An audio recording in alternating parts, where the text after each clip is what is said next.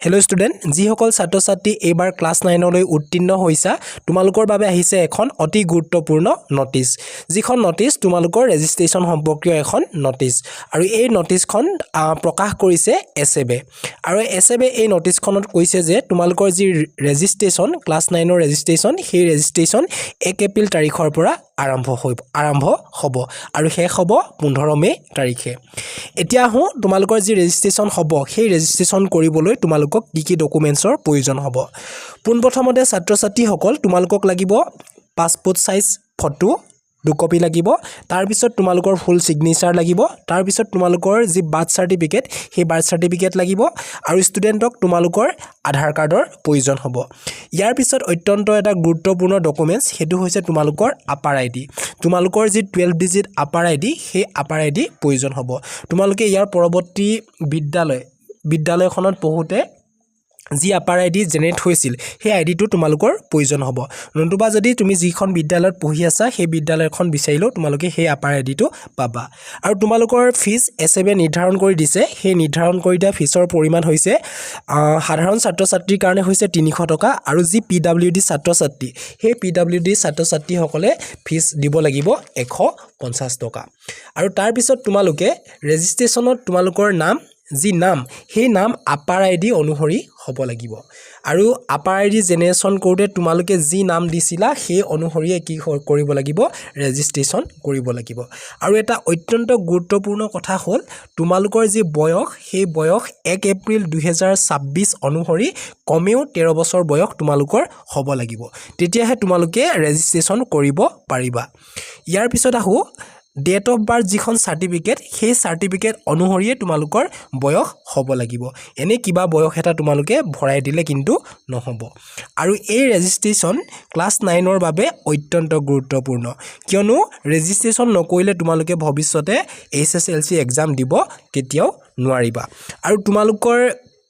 upper ID generation কৰোতে তোমাৰ নাম দেউতাৰ নাম বা মাৰ নাম যিটো আছিলে সেই অনুসৰিহে তোমালোকে কি কৰিব লাগিব ৰেজিষ্ট্ৰেচনত ভৰাব লাগিব নহলে তোমালোকৰ ৰেজিষ্ট্ৰেচনটো খেলিমেলি হোৱাৰ সম্ভাৱনা থাকিব এতিয়া আমি এই যে ৰেজিষ্ট্ৰেচন ফৰ্ম এই ফৰ্মখন আমি কেনেদৰে ফিল আপ কৰিম আৰু সেই বিষয়ে আমি চাওঁ আহাচোন এইখন হৈছে তোমালোকৰ এখন ৰেজিষ্ট্ৰেচন ফৰ্ম মই তোমালোকক দেখাই দিছো এখন হৈছে তোমালোকৰ ৰেজিষ্ট্ৰেচন ফৰ্ম প্ৰথমতে আছে তোমালোকৰ name of the school code এই যিটো name of the school code এটো তোমালোকৰ বিদ্যালয়ত যি এলডিএ থাকিব যি কেৰাণী থাকিব তেওঁ খুদিলে তোমালোকে গম পাবা এটা ইউডাইস কোড বুলি নাম্বাৰ থাকে সেই নাম্বাৰটো তোমালোকে ইয়াত ভৰাব লাগিব হেতু তোমালোকে নিজৰ বিদ্যালয়ৰ যি কেৰাণী থাকে তেওঁক তোমালোকে খুদি লবা তাত তোমালোকে ভৰাব পাৰিবা তাৰ পিছত নেম অফ দা ষ্টুডেন্ট ইয়াত তোমালোকে কি কৰিবা নীলা কলমেৰে নিজৰ যিটো নাম হেতু কেপিটেল লেটাৰত লিখিবা বুজি পালানে তাৰ পিছত ফাদাৰ্স নেম তাৰ পিছত তোমাৰ দেউতাৰ নামটো আপাৰ আইডি জেনেৰেশ্যন কৰোতে যিটো নাম দিছিলা সেই নামটো সেম স্পেলিংত ইয়াত ভৰাবা তাৰ পিছত ঠিক তেনেকৈ মাদাৰ নাম তোমাৰ যিটো মাৰ নাম সেই মাৰ নামটো সেই হিচাপত ভৰাবা হ'ব তাৰ পিছত name of the school attendant last তুমি লাষ্ট কোনখন বিদ্যালয়ত পঢ়িছিলা যদি একেখন বিদ্যালয়তে পঢ়ি আছা 6 ৰ পৰা তুমি 9 লৈকে তেনেহলে সেই বিদ্যালয়খনৰ নামটো দিবা নতুবা যদি তুমি যিখন বিদ্যালয়ত পঢ়িছা সেই বিদ্যালয়খনলৈ 9 লৈ বেলেগ এখন বিদ্যালয়ৰ পৰা আহিছিলা তেতিয়াহলে তোমালোকে কি কৰিবা সেই বিদ্যালয়খনৰ নামটো ইয়াত উল্লেখ কৰিবা তাৰ পিছত এলিমেন্টাৰী এডুকেশ্যন আইডি এটো তোমালোকে ভৰাব নালাগে এটো অফিসত ভৰাব এটো তোমালোকে একো ফিল আপ কৰিব নালাগে ইয়াৰ পিছত ষ্টুডেন্ট পেৰেন্টস আধাৰ নং ইয়াৰ পিছত তোমালোকৰ মা বা দেউতাৰ যি আধাৰ নং সেই আধাৰ নংটো তোমালোকে এই যিটো ঘৰ আছে সেই ঘৰটো তোমালোকে ভৰাই দিবা তাৰ পিছত 8 নম্বৰ যিটো পইণ্ট আছে আপাৰ আইডি মোস্ট ইম্পৰ্টেন্ট এই আপাৰ আইডিটো মই কৈছিলো তোমালোকক সেই 12 ডিজিটৰ যিটো আপাৰ আইডি সেই আপাৰ আইডিটো তোমালোকে এই ঘৰটোত ভৰাবলৈ নাপাহৰিবা ইয়াৰ পিছত পেন নাম্বাৰ আৰু সেই পেন নাম্বাৰটো তোমালোকক যদি সেইখন বিদ্যালয়তে তুমি আগৰ পৰা পঢ়ি আছা তেনেহলে এলডিএ জনক খুদিলে পাবা নতুবা তুমি যিখন বিদ্যালয়ৰ পৰা আহিছিলা সেই বিদ্যালয়খনত বিচাৰিলেও তোমাৰ যিটো পেন নাম্বাৰ সেই পেন নাম্বাৰটো পাবা যদি তোমাৰ আপাৰ আইডি আৰু পেন নাম্বাৰ নাথাকে তেতিয়াহলে তুমি কি কৰিব নোৱাৰিবা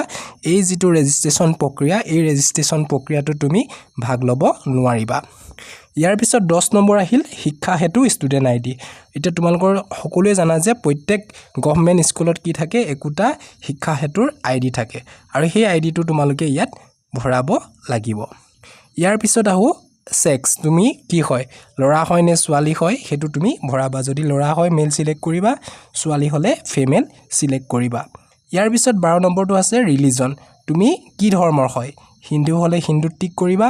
ইছলাম হলে ইছলামত টিক কৰিবা বৌদ্ধিষ্ট হলে বৌদ্ধিষ্টত টিক কৰিবা এনেকৈ টিক কৰিবা তাৰ পিছত আহো কাষ্ট তুমি যদি জেনাৰেল কাষ্ট তেতিয়া জেনাৰেলত ক্লিক কৰিবা ইয়াত ৰাইট টিক কৰিবা যদি এসসি হয় এসসি টিক কৰিবা ওবিসি হলে ওবিসি টিক কৰিবা এনেকৈ তুমি টিক কৰিবা ইয়াত ওবিসি কিন্তু দুটা আছে এটা হৈছে টি গাৰ্ডেনৰ কাৰণে যদি টি গাৰ্ডেনৰ হয় তুমি টি গাৰ্ডেনত টিক কৰিবা যদি নৰমাল ওবিসি হয় তুমি ওবিসিত টিক কৰিবা হ'ব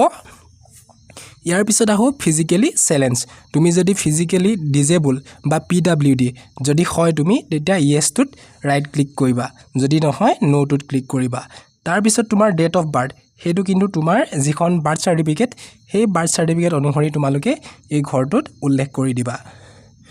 তাৰ পিছত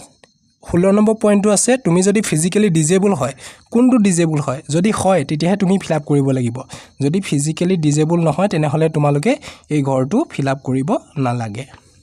তাৰ পিছত 17 নম্বৰটো আছে ষ্টুডেন্ট পেৰেন্টস মোবাইল নাম্বাৰ তোমালোকৰ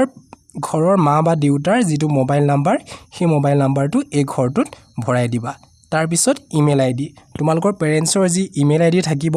সেই ইমেইল আইডিটো তোমালোকে এই ঘৰটোত ভৰাই দিবা তাৰ পিছত আহিলে প্ৰেজেন্ট এড্ৰেছ তোমালোকৰ ঘৰৰ যি এড্ৰেছ ভিলেজ হেতু তোমালোকে ইয়াত ভৰাই দিবা ইয়াত ভিলেজ ভৰাই দিবা তাৰ পিছত ষ্টেট আসাম ভৰাই দিবা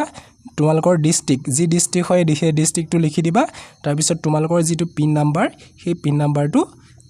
24 নম্বৰ পইণ্টত ভৰাই দিবা ভৰাই দিয়াৰ পিছত যদি গুটেখিনি পাৰ্মানেন্ট এড্ৰেছ আৰু প্ৰেজেন্ট এড্ৰেছ আৰু পাৰ্মানেন্ট এড্ৰেছ যদি সেম হয় তেনেহলে এই ৰাইট টিকটো আছে নহয় ইয়াত টিক কৰি দিবা যদি তোমাৰ একে নহয় তেতিয়া হলে হেখিনিও ইয়াত লিখি দিবা ইয়াৰ পিছত আহো মিডিয়াম অফ ইনষ্ট্ৰাকচন তুমি কি মিডিয়ামৰ আসামিজ মিডিয়াম হলে আসামিজ মিডিয়াম লিখিবা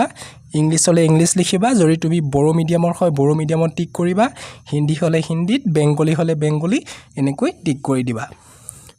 ইয়াৰ পিছত আহো এমআইএল সাবজেক্ট যদি তোমাৰ এমআইএল সাবজেক্ট আসামিজ হয় আসামিজ লিখিবা যদি অলটি হয় অলটি লিখিবা যদি তোমাৰ বড়ো মিডিয়ামৰ কাৰণে বড়ো হ'ব পাৰে তেনেকৈ লিখি দিবা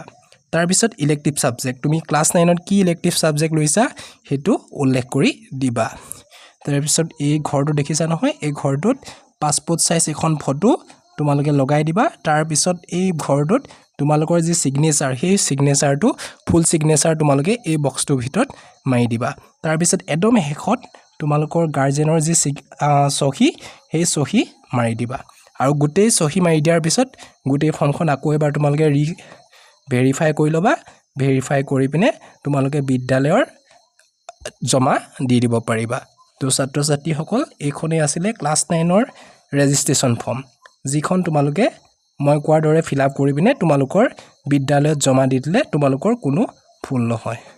যদি ভিডিওটো ভাল লাগিলে আৰু ইনফৰমেটিভ পালা তেনেহলে তোমালোকৰ লগৰ বন্ধুৰ লগত শ্বেয়াৰ কৰিবলৈ নাপাহৰিবা ধন্যবাদ